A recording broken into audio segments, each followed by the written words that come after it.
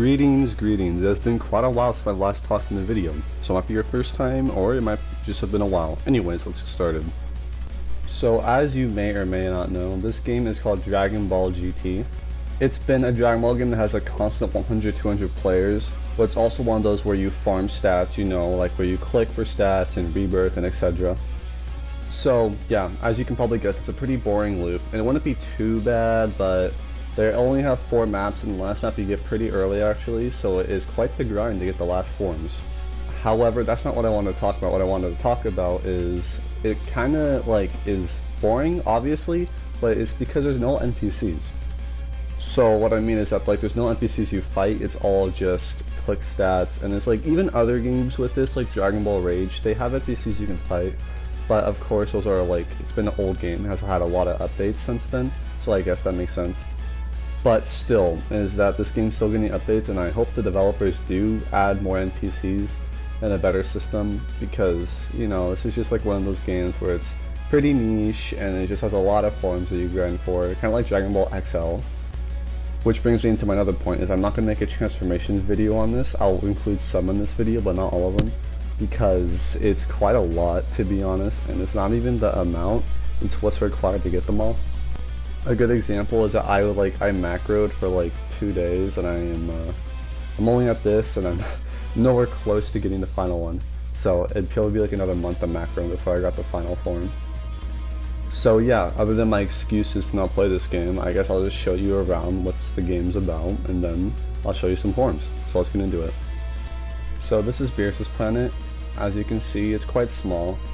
It isn't anything too grand. There's like planets, there's planets in this place. You can't go on top of them, sadly. You just get to fly through them in. And the tree, you can't go to the top, it's blocked off by an invisible force field.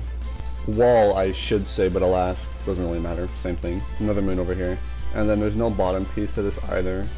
So it's just a stat increase, it's 10 times, if I recall correctly. There is HTC, but it's just HTC, which is just a stat increase, and you've seen it 100 times other times in other Dragon Ball games, so it's nothing too special. This is determined the power. As you can see, it is quite slick, literally. This thing has a pretty big reflection.